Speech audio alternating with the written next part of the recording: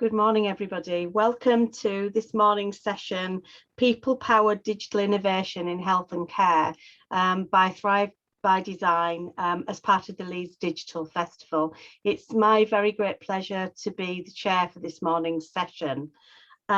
Just a few things for housekeeping before we start. The session is being recorded and will be available on YouTube in due course. There is a chat function on Zoom, and we would invite you to get involved in the session using the chat function and the Q&A, and we'll try and address any questions that anybody has as we go through the session. I'm hoping that it's quite conversational and it's quite relaxed this morning. It's a Friday morning and we're all eager and keen to share our thoughts and insights. Feedback form will be sent out after the session. It's always really helpful if we get feedback from people who are listening in. So please complete your feedback forms and send them back to us. Please use the hashtag Thrive by Design and LeedsDigi21 if you're on Twitter. The Thrive by Design Twitter account is called @tweetsbythrive. So good morning again. What I'd like to do first of all is I'd like to welcome all of the panelists and ask them to tell you a little bit about themselves and why they're here and why people-powered digital innovation means something to them. I'm going to go with the order of my screen. So I'm going to start with Maddie. Can you tell us a little bit, Maddie, about DigiBeat and why this matters so much to you? You're on mute, Maddie. Apologies. So thank you, Anne. DigiBeat came about as a result of our son being diagnosed with type 1 diabetes about 6 years ago. And we were not really in the digital world before that. We were not digital innovators. But like all people-centered design, it came from a real guttural need to solve a problem. And the problem was, what do you do in the middle of the night and the weekends when you need very specific advice and care to manage your child with type 1 diabetes? And also, how do you inspire young people to live their best lives with type 1 diabetes and to not get bogged down with the feeling very alone and isolated because they might be the only one in their school or whatever. So for us, really, digital by accident, I think, would be the right. It wasn't necessarily our default. It was, how can we solve this problem? And digital kind of became part of the process of solving the problem. Yeah. Maddie, why do you think that your experience as a mum was so important in what happened? I think, I suppose as a parent to someone diagnosed with such a serious condition at that age and so young, your absolute mummy fighting kind of abilities come out, and you just want to fight for the best, really, for your child and for their growth and for their opportunities. Type 1 diabetes diagnosis or any long-term condition diagnosis at such a young age, at 20 months, when they're just a baby and they've got their whole life ahead of them, is just really, really challenging. And you just want them to thrive, funny enough, and live their, that they grow up knowing that they're not the only one, and that there are a whole community of people like them that live with this condition and live well with it.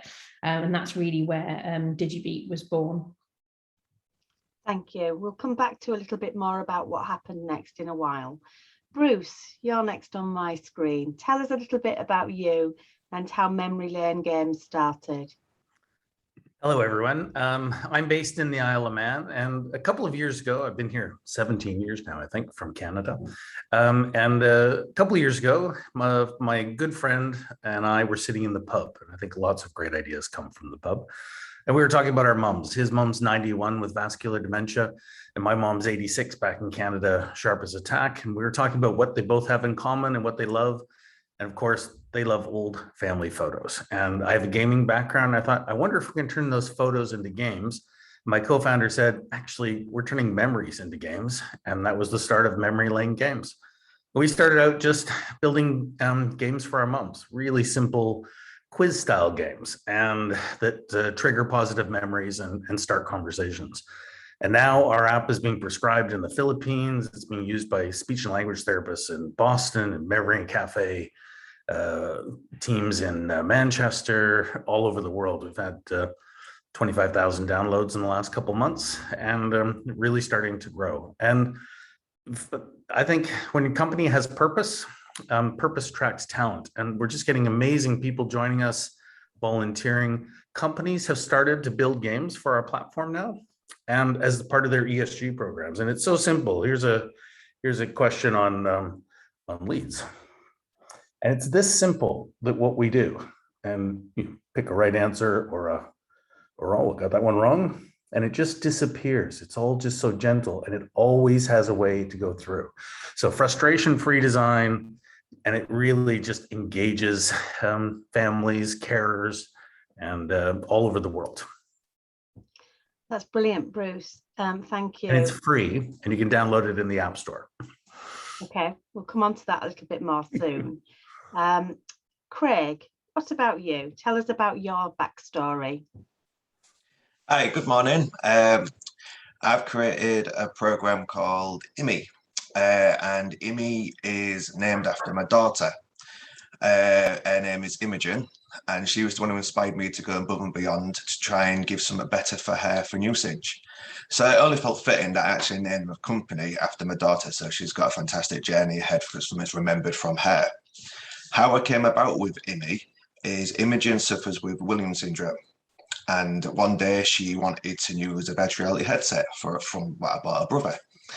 And unfortunately, when Imogen put it on, she had a full sensory overload. It was part of a condition that she's got. And she vowed never, ever to use it again. She was such distressed. It was horrible to see as a father.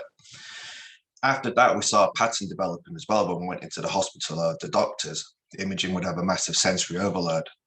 She wouldn't let the doctors touch her, do any medical procedures to her. And I said to myself that I can't sit there as a dad and like see my daughter scream and cry while she's in this setting. And when you look around, there's not much availability there for a child like Imogen to have like a sensory distraction. So I took the challenge of taking that virtual reality that she had a horrible reaction to. And I said to myself, if I could adapt a program that uses virtual reality and Imogen adjusts to it and enjoys it, then I know I've cracked the sensory issue with Imogen. And we did. After trial and error, Imogen absolutely adores what I've created for her. We started off small, making some simple videos, a virtual reality program videos for Imogen. And her health gain actually improved from that. Her mental health became a lot more positive, her well-being. When we went into the hospital, we took the program with us to the hospital, and it had a different reaction to what she used to before to what she is now. And it's just growing and growing and growing from there. The health benefits that came from Imogen using it, was health and also educational. So it had kind of a mixed vibe to it. And then we evolved it into an actual physical book because we saw the reaction it was having with Imogen and was getting a lot of good feedback from the school and the doctors that saw me using this program and went to the hospital. We actually readjusted it into be a storybook, which I've got a little copy of it here. I only felt fitting that my daughter goes on the front because she's the one who inspired me to do it. So each page is a sensory story, and each page has a special QR code that I've coded myself. If a child's having an anxiety attack or having struggles while in the hospital, all the parent has to do is scan the page of the story that the child feels fitting to use, and in that smartphone instantly turns into that story, making that story come alive for the child have just been reading, to put them in a sensory environment, to give that one-on-one distraction therapy and sensory therapy while the doctors can use what the doctors can do with their examinations afterwards. And it's just growing ever since. And it's not stopped growing really. And I'm quite proud really how far I've come along. I'm sure you are, Craig. We'll come back to a little bit more about how that happened shortly, but we'll just carry on doing introductions first of all. And I'm going to move on to Molly. Molly, tell us a little bit about your story. Hello everyone. So my name is Molly, and the reason why digital innovation and all that is very close to my heart is because I have a disability myself.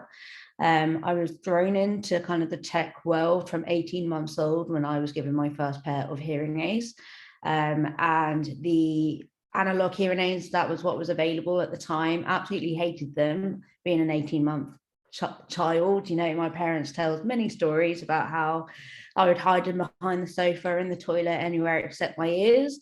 But having two older brothers and a younger sister, I soon came round to the idea of wearing them because I realized I needed them in order to communicate and feel included in the classroom with my friends, etc.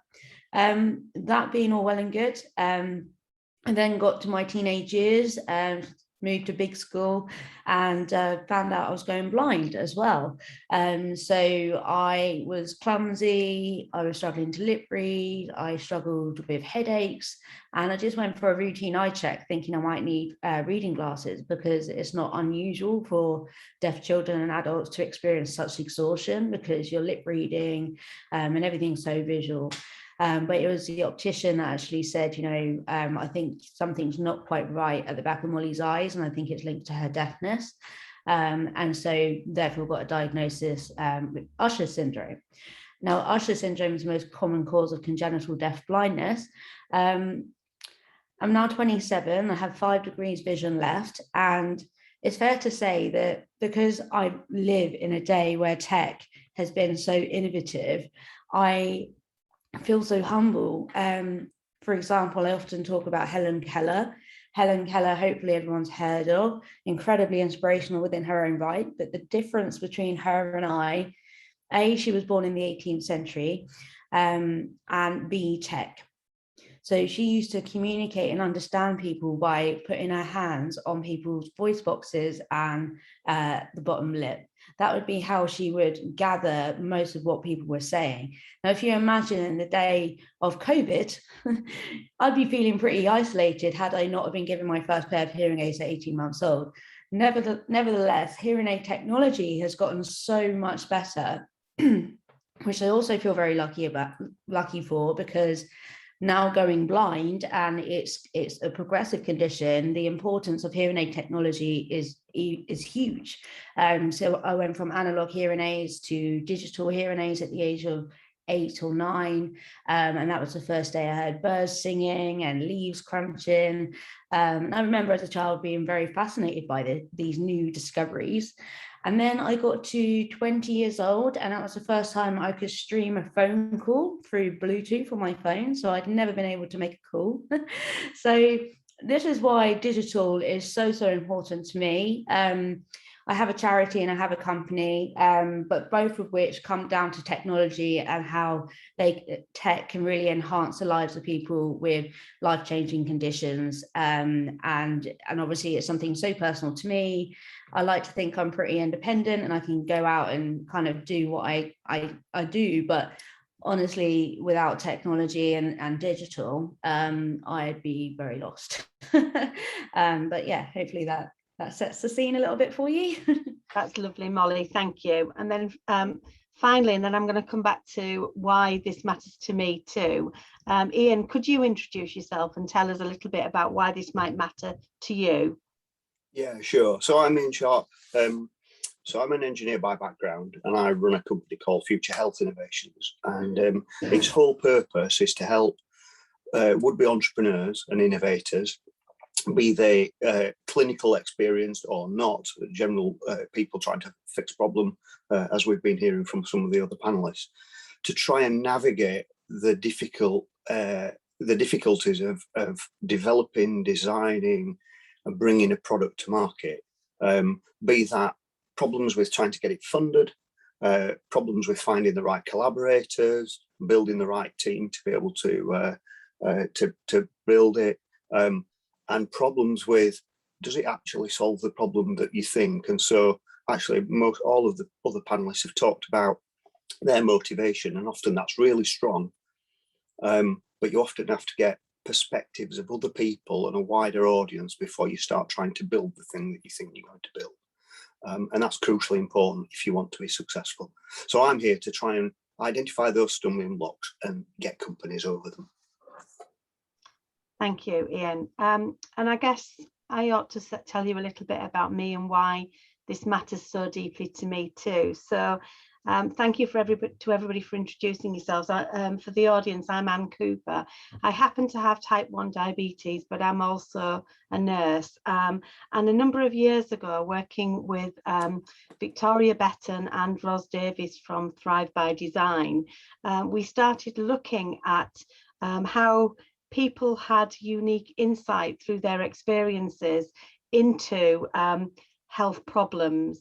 And everybody's talking really around a problem that they're encountering.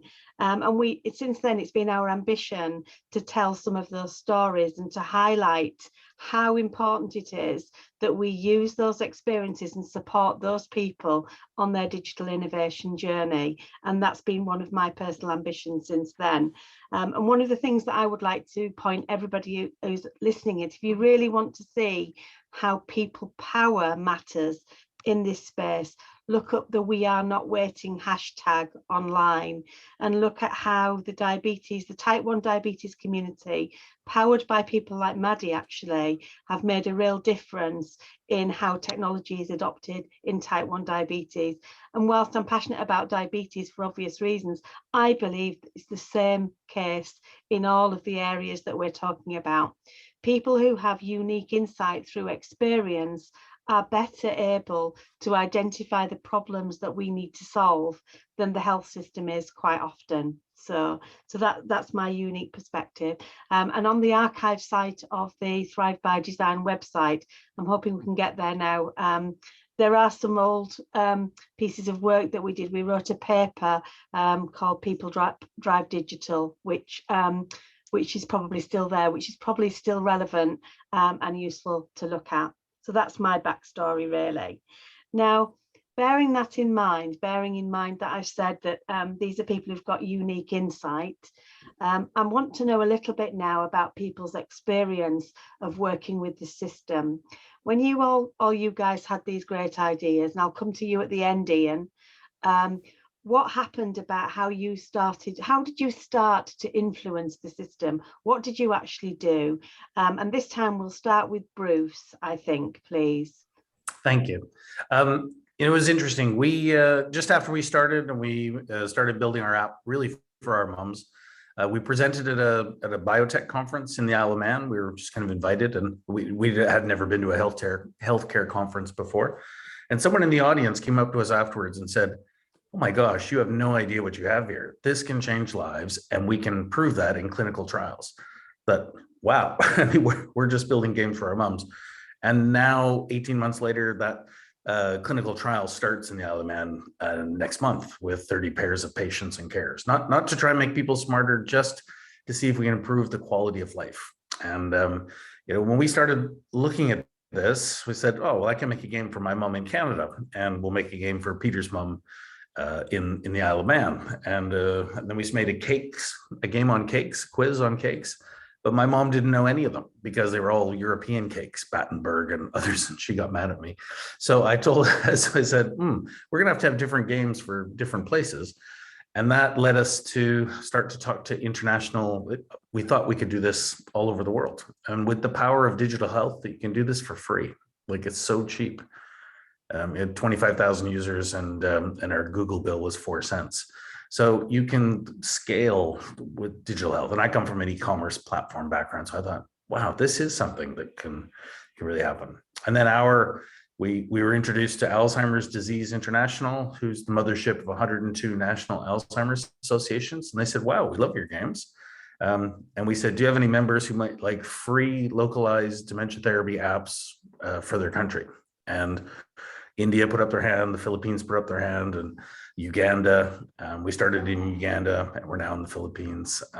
So that part's been wonderful, and it's being able to share this all around the world. We just love it. That's great. Memory Lane Games is on the App Store, you said, didn't you, Bruce? Yeah, it's in Apple and Google Play, and it's a free app with hundreds and hundreds of games. So if you download the app in Leeds, you'll get games about places around Leeds and cats and dogs and woodworking tools and sports and all different things. And then based on you play a couple games, it'll recommend a few more games for you that you'll probably like. And people are using it on average in the UK for 19 minutes a session now. So it's just social interaction. There's no scoring in our quiz thing. It's not about the game. It's about the conversations that come out of it. That's what we've really been, people write to us and tell us about that. So your story is really interesting in that you have very much an international dimension. Have you tried working with the NHS in the UK? Well, it's interesting. Because we're free, we've been told it'd be easier if we charged to the NHS. So we're working through, so the UK it's our second biggest market for downloads, but and we're doing our clinical research here. We've got our CE mark. We're just going through the DIGA regulation. So we need to tick a few more boxes, I think, before that. But there's very little innovation in post-diagnosis care for dementia.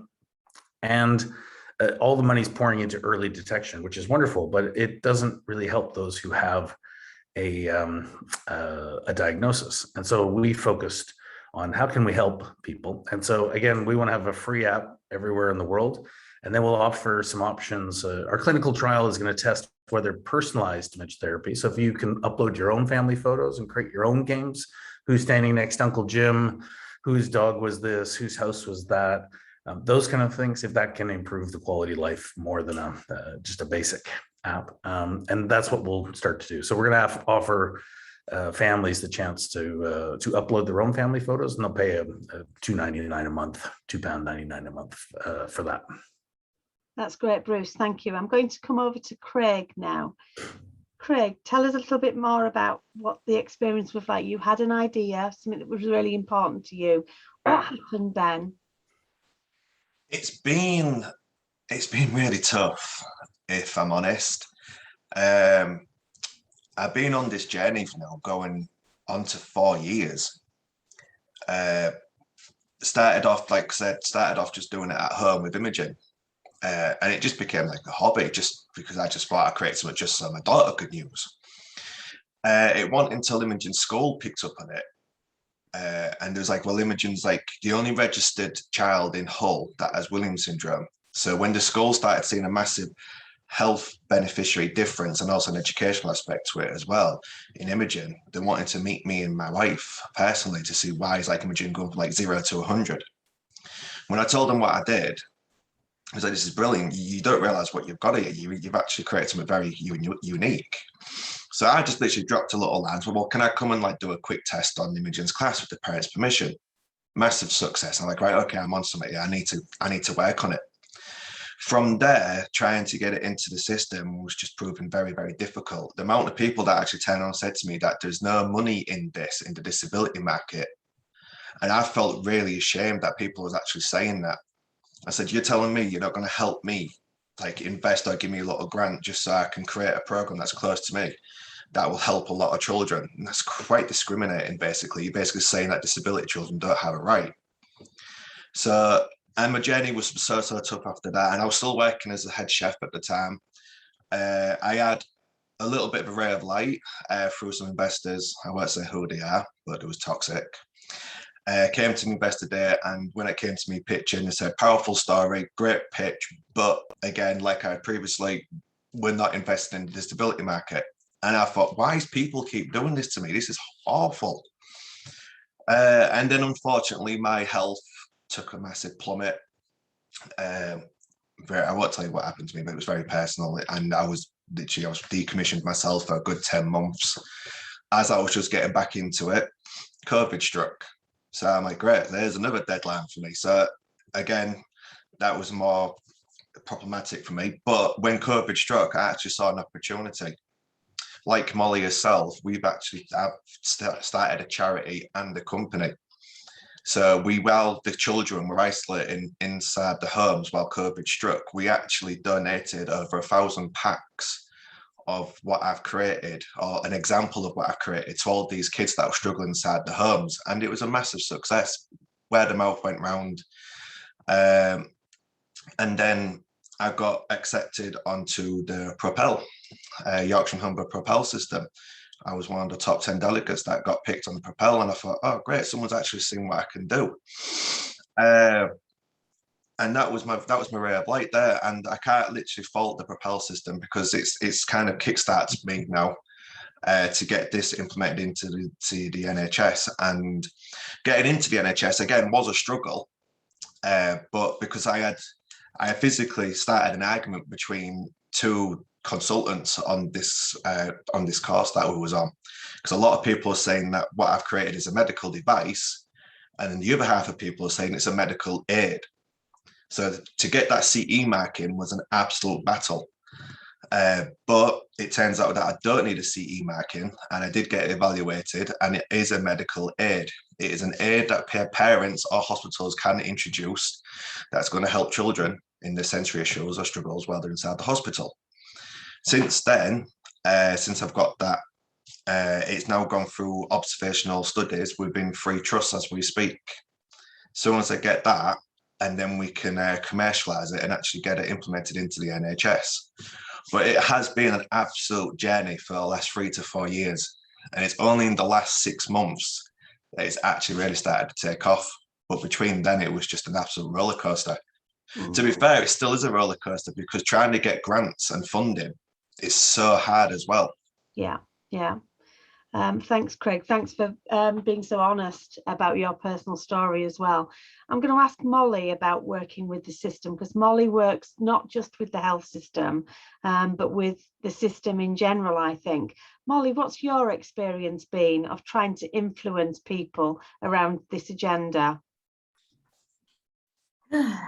It's been quite a mission, I think, for me, because it started right from the very beginning, trying to get the right support. I had support for the deaf side, support for the blind side, but nothing for the deaf-blind side, which is a whole new ball game. And it felt like I was a guinea pig all the time. I was a constant guinea pig, and I was educating everyone. So when it came to sort of trying to get the right tools and support in education at home, it was a constant battle. I either wasn't deaf enough or I wasn't blind enough, blah, blah, blah. So this is what kind of inspired us to set up the Molly Watt Trust, because it became very evident very quickly that there was very little support for people with Usher syndrome. We were told that I was the first academic deaf-blind child in this authority, and so they kind of just, they didn't know what to do with me, because other kids that had like combined sensory loss weren't academic, and so, you know, it was, like I say, just this constant guinea pig scenario. So when we set up the trust, we wanted to reach out to other people and families, and we found out quite quickly that this experience was not uncommon. There are, of course, big charities like Sense, for example, massive it used to be a deaf-blind charity, but it's now Charity for Complex Disabilities. I don't know why there was that transition, but I think initially, with it being a deafblind charity, it's such a massive umbrella of people, and Usher syndrome, although it's like the largest group of deafblind people, we can see a bit, we can hear a bit, we're okay, so we're kind of pushed to the side for that reason. So constantly kind of just up against it, and almost sort of trying to prove ourselves worthy of support and understanding and tools. So setting up the trust was the main sort of motivation, was to raise awareness of Usher syndrome, what we can do, not what we can't do, with the right tools and support. But then, of course, it's funding. So we would spend a lot of our time fundraising for bits of assistive tech, and not necessarily expensive. Like we fundraised for a Kindle, like we had like a Kindle bank, because Kindles, you can enlarge text, change contrast and things like that. And I wouldn't have been able to do my exams at school because I couldn't access textbooks and things like that had it not been for a Kindle. So I used my experience to help others. So we set up this Kindle bank, and gave out all these Kindles, and people that wanted to give away their old Kindles, we store them in the bank and we rehomed them, sort of thing. Because again, we weren't particularly in need for the new up-to-date tech. We were just quite happy to have something that could help us access textbooks at school. So again, sort of coming back to that unique insight you were talking about, Anne, I've really used that to try and help everybody else. What it meant though for me, my school experience was pretty challenging, because like I say, I was just constantly the guinea pig. I did really struggle with my mental health for that reason. I was kind of pushed to the side again, because they had their own sort of perception on what disability was, and what deaf was, and what blind was. And because I could still read certain things, oh no, she's fine, she doesn't need the help. And so as a teenager, that was really confusing, because I was sort of trying to accept that actually I had this life-changing condition, which meant I was losing my sight, and actually had already lost a lot of my sight, but ironically still being a very visual person with very small field of vision. That went against me so much, because I was still using it so much. Excuse me.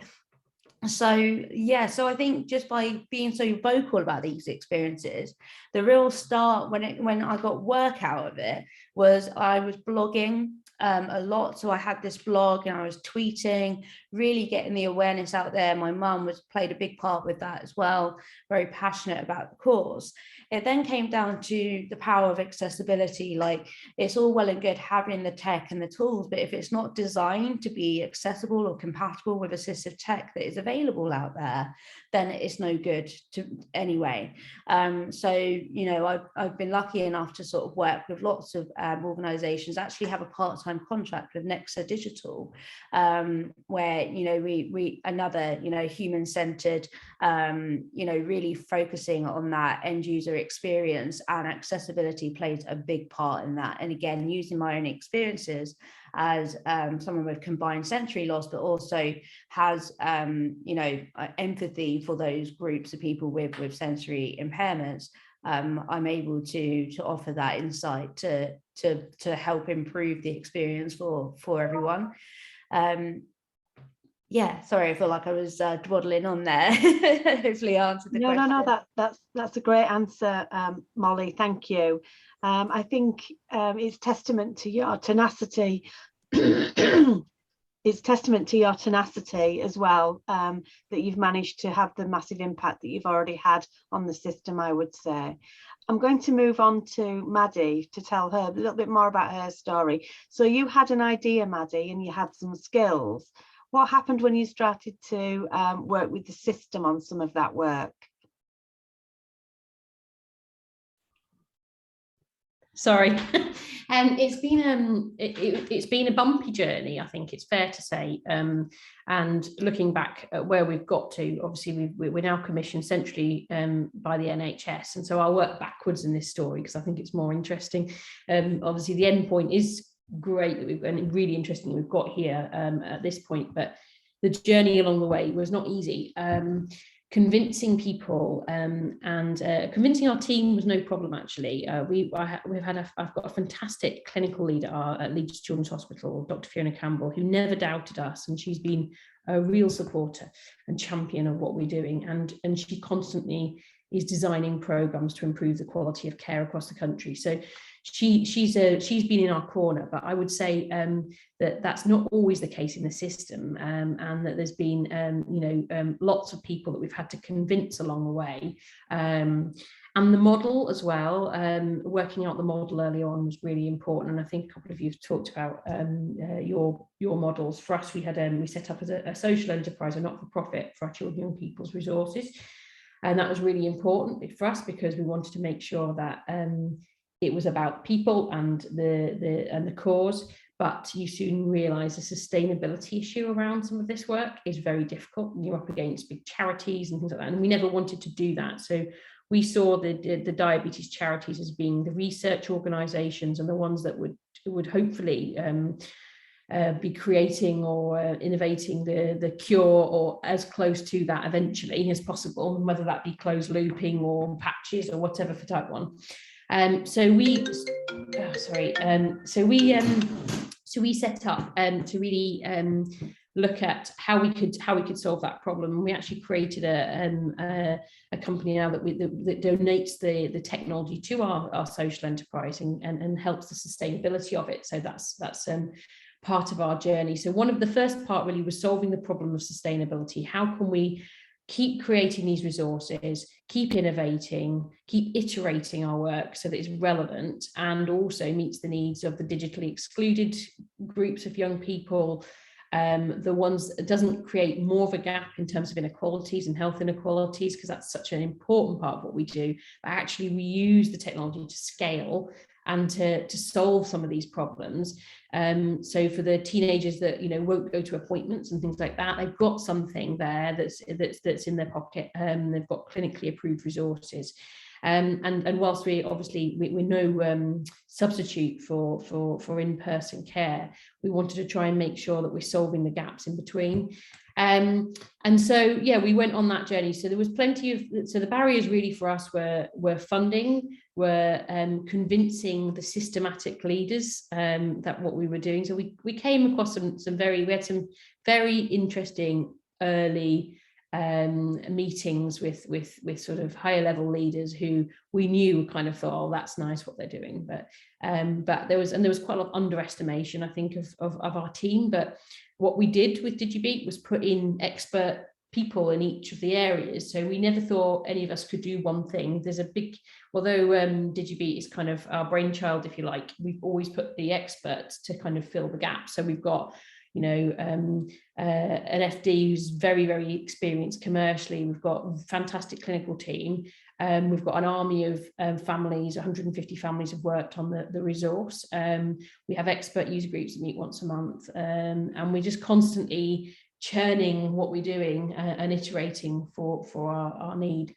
So I would say, I think, I'm not sure if I've quite answered that question. All right, Anne, if there's anything else that we know. That's fine. No, that's fine. So what I'm hearing from all of you is a strong story around a passion, where you found something that needs to be put right, that you think that you've got ideas about how that can be resolved, and then the system is quite difficult for you all to navigate. So Ian, how can people who have good ideas that are born out of real insights then perhaps progress those ideas? What advice would you give people? Well, so reflecting on what everyone said is actually really important, and sort of pulling that thread together a little bit. There's no pathway into the NHS generally or social care for innovative ideas. So every project, every new idea has to find its own way in, and that is phenomenally difficult, as we've heard from everyone. So the way that we've addressed that with clients and with partners is to create relationships to try and find how to navigate into specific trusts or into social care, and we go and ask for advice early on, as early as possible actually, even at the pre-design stage, and start building sponsors within the network. And what Maddie's just talked about with having a clinical sponsor has been absolutely key to the speed of success. Without that, it would have been really difficult. We would still have had a fantastic community. They would still be doing all the innovation, but without that sponsorship, I think it would have been a lot slower burn to build that success level. And that's not untypical, even with clinicians that we've worked with inside the system, where they know the people that they need to talk to, but actually finding the sponsor to help them move the projects forward is interminable, actually. So Craig mentioned something about investors, and this is very similar to finding your clinical champion. You spend a lot of shoe leather going around and talking to people. You go down a lot of dead-end roads trying to find the right people that want to get involved and sponsor, and there are lots of naysayers. Investors are particularly hard, actually. but they're crucial, whether it's grants or direct investment or private equity. They're absolutely crucial to being able to fund the projects.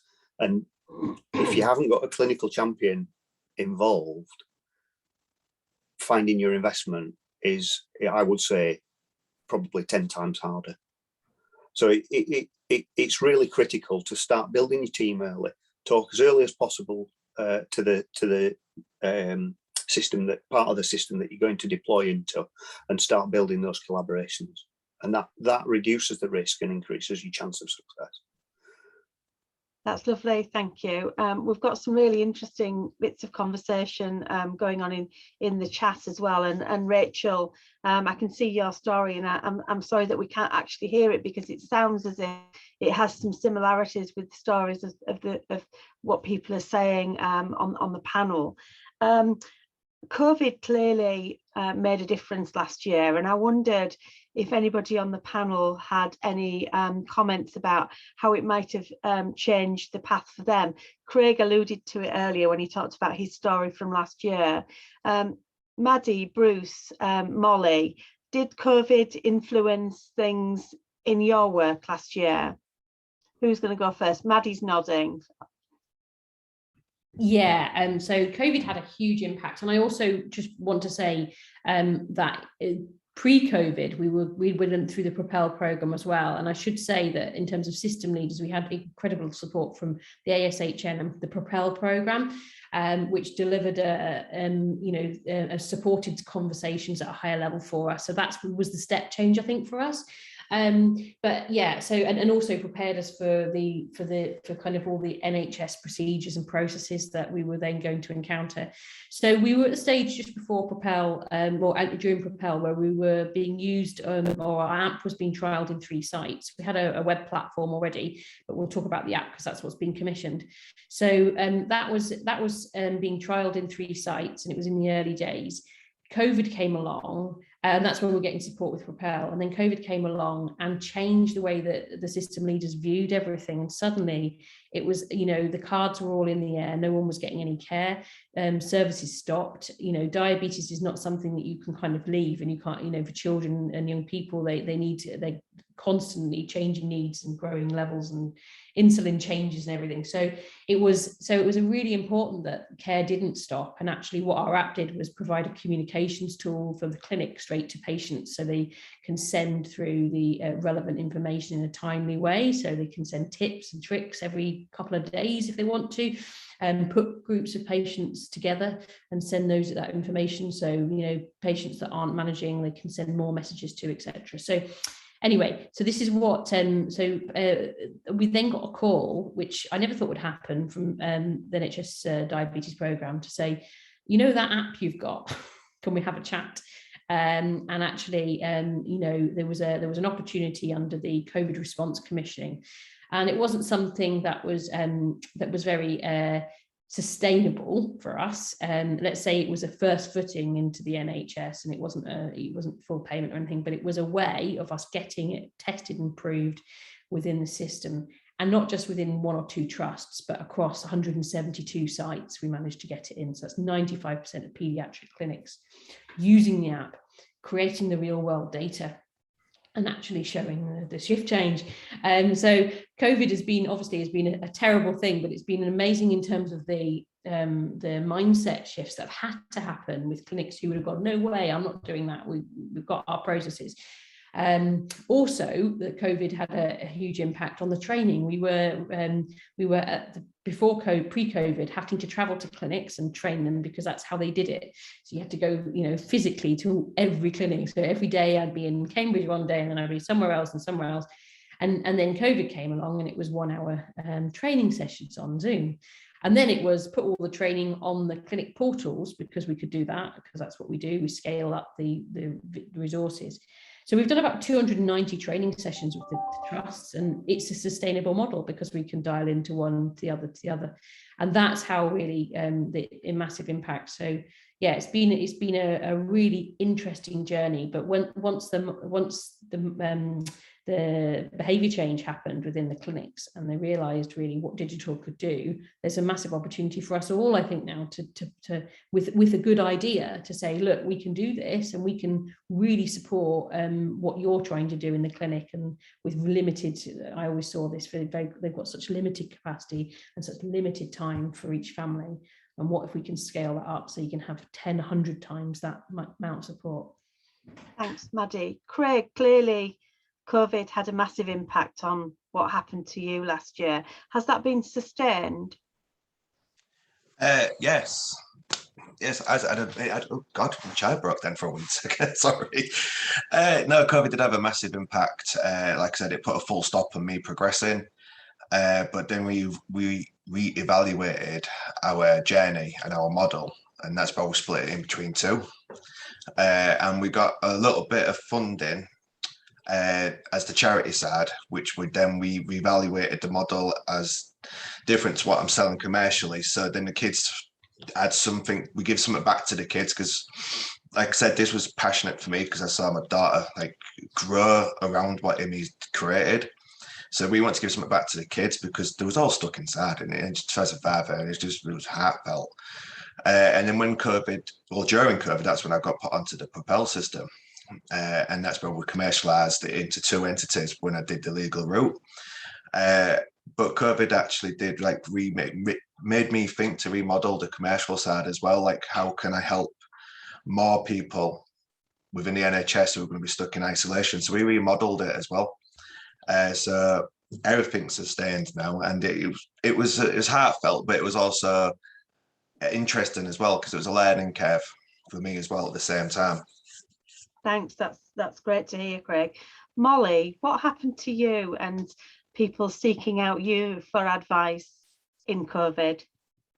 It was an interesting one because one thing that there was a few campaigns that went around for people with disabilities and isolation, and that I was involved with because people with disabilities did certainly feel that they were kind of forgotten about during COVID when it came to support and things.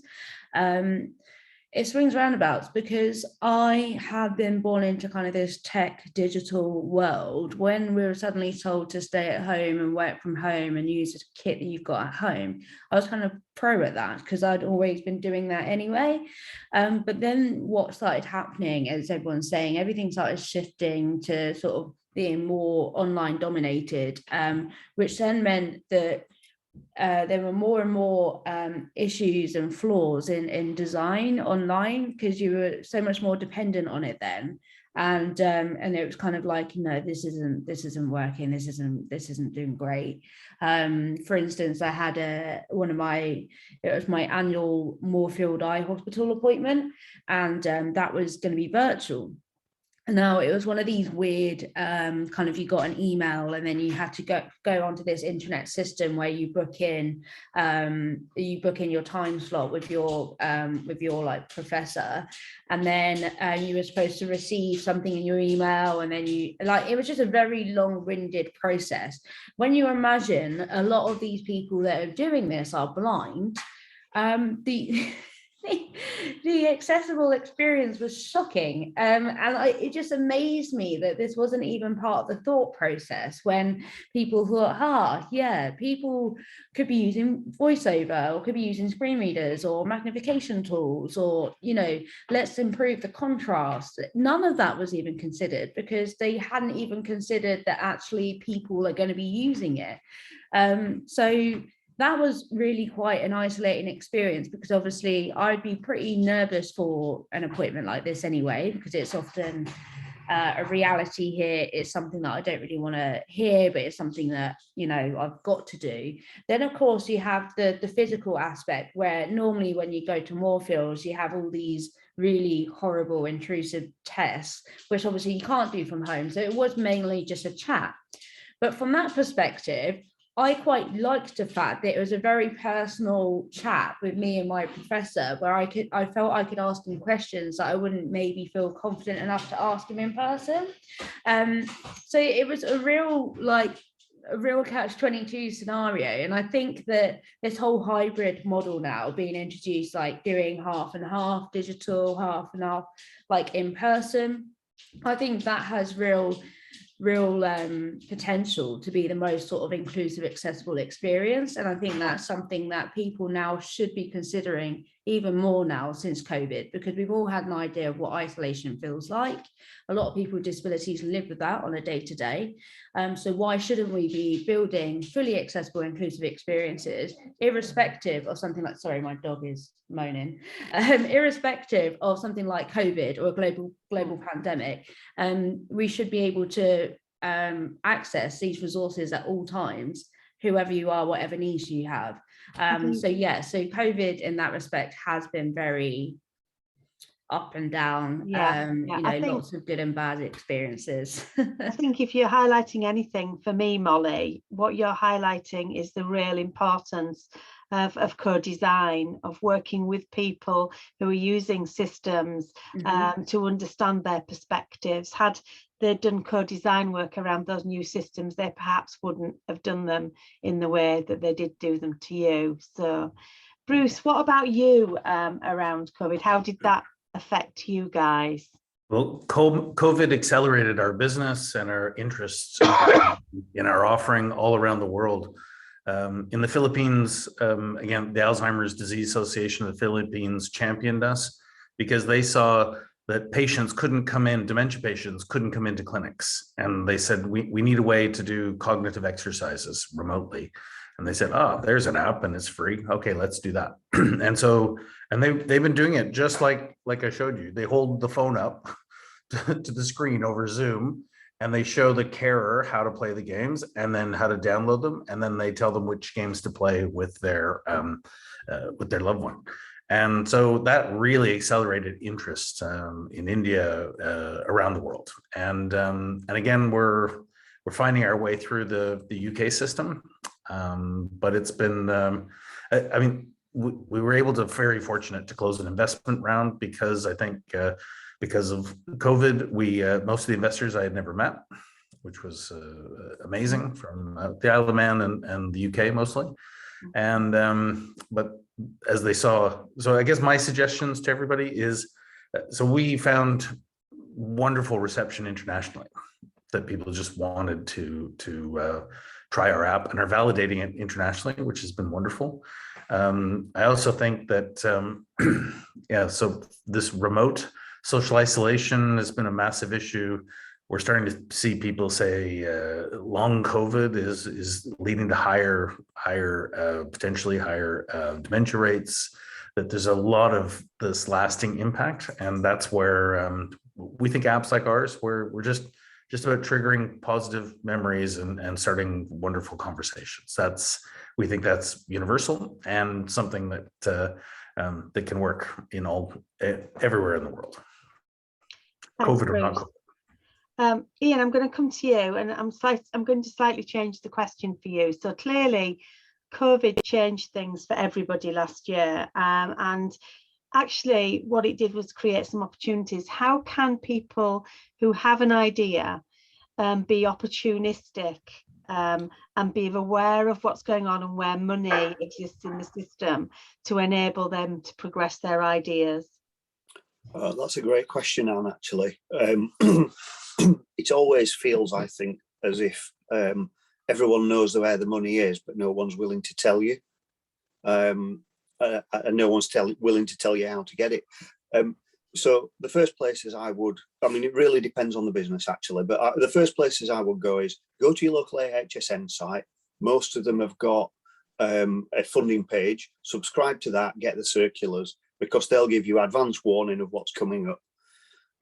So that's the first hurdle, can be the first hurdle. There are also charitable organisations that do similar things. If you Google them, subscribe to them, and they'll send you newsletters telling you what grants are available and what funding and challenges are coming up.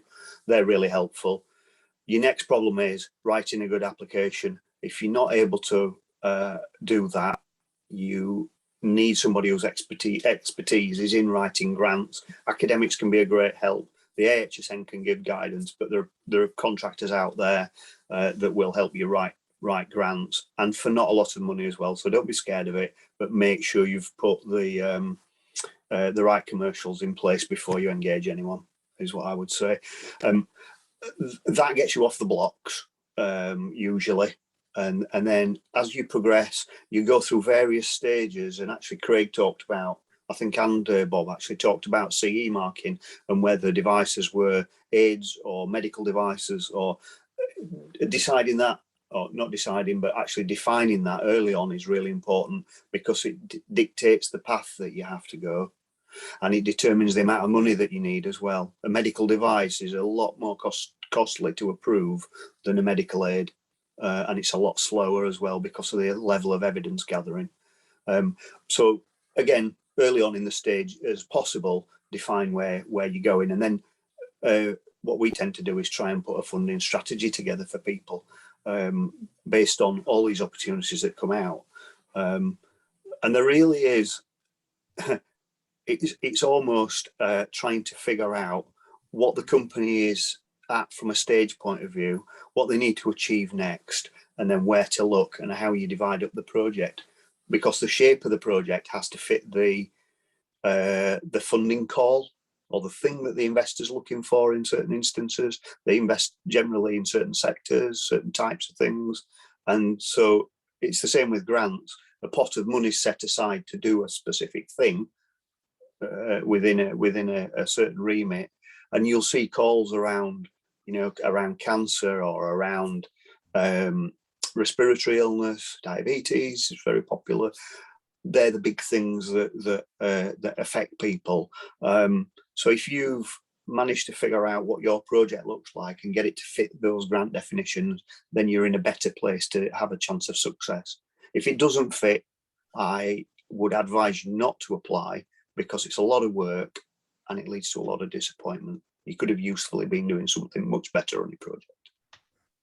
That's great, thanks Ian, that's really useful advice for people. We're coming up towards the end of the session, and I want to round up really by going back to hearts and minds.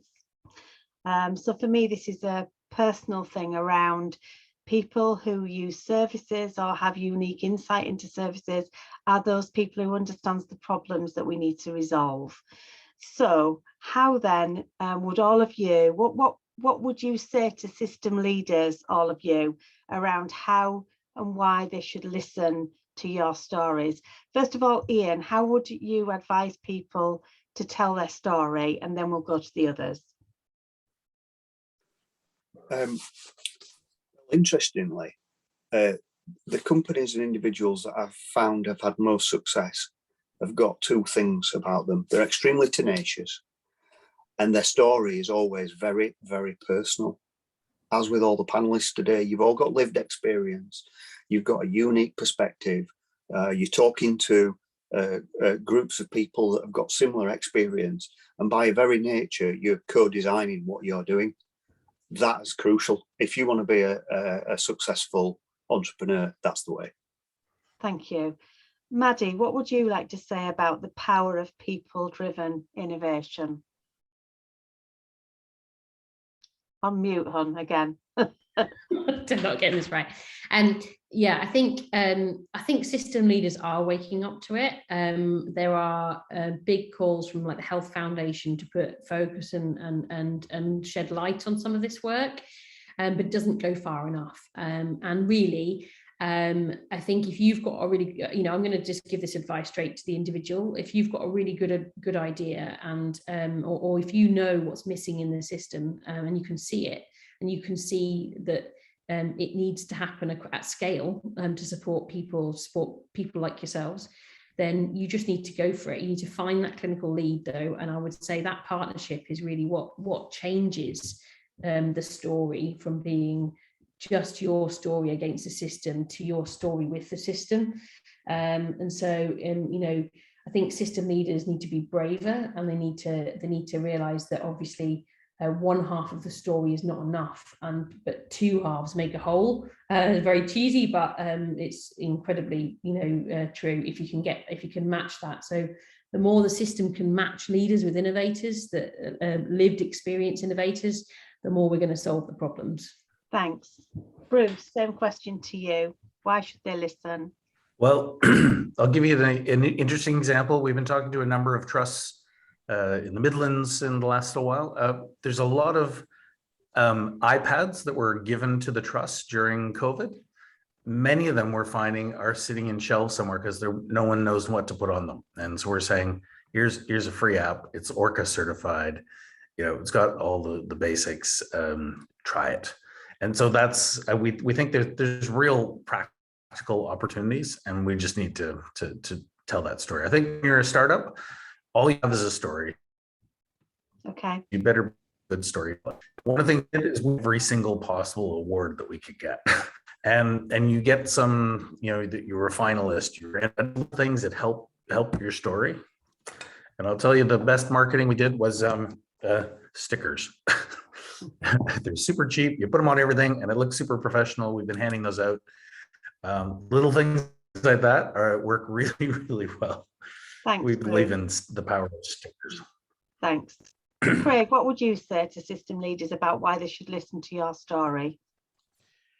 Like I had an absolute rocky start from the beginning, and I only got lucky through the Propel system because they saw how inspiring my innovation was. That needs to be said to the NHS.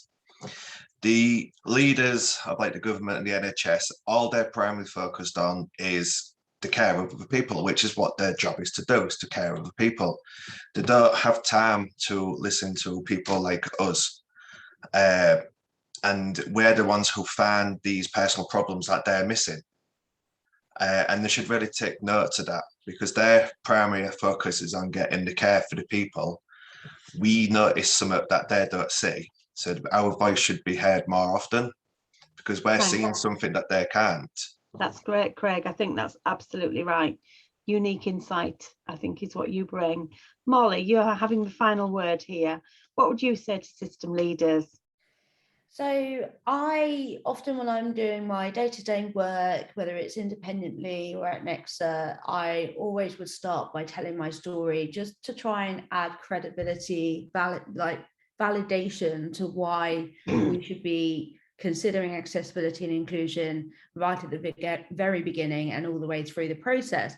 And it's not just for people like myself who have Usher syndrome, which I can guarantee most of you have never heard of.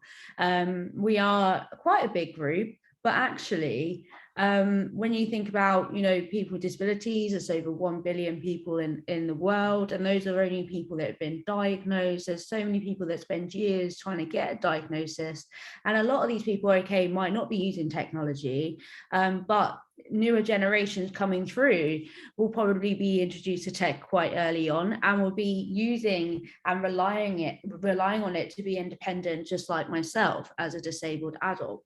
And so for that reason, I think it is essential that everybody considers accessibility and the positive impact that designing for inclusion and accessibility not only affects my life, but many, many others. And not to mention, of course, the aging population. We're all going to require something, whether it be our vision, our hearing, memory. It is so important to consider all of these things and not to rule it out because it's just kind of minority groups, people, oh yeah, well, I knew Molly once, she has this really rare condition called Usher syndrome. No, I don't want it to be just about me and people like me, but actually the broader picture of actually what accessibility means to many, many, many others. So that's why it's incredibly important for system leaders to be considering that. Thank you, Molly. That's a wonderful way to end. I'd just like to end by thanking all of the panel, everybody who's been listening to the story. And we're just going to pop a slide up, hopefully, at the end now with the panel's contact details on, if anybody wants to pursue any further conversations. Thank you, everybody, for listening. Thank you for having me.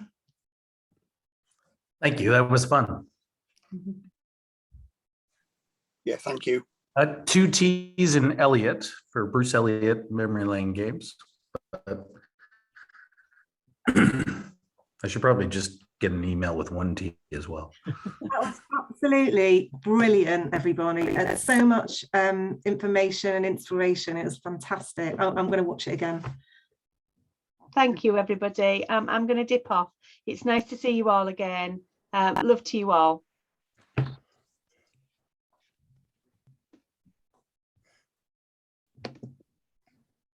Thanks, everyone. Gotta go.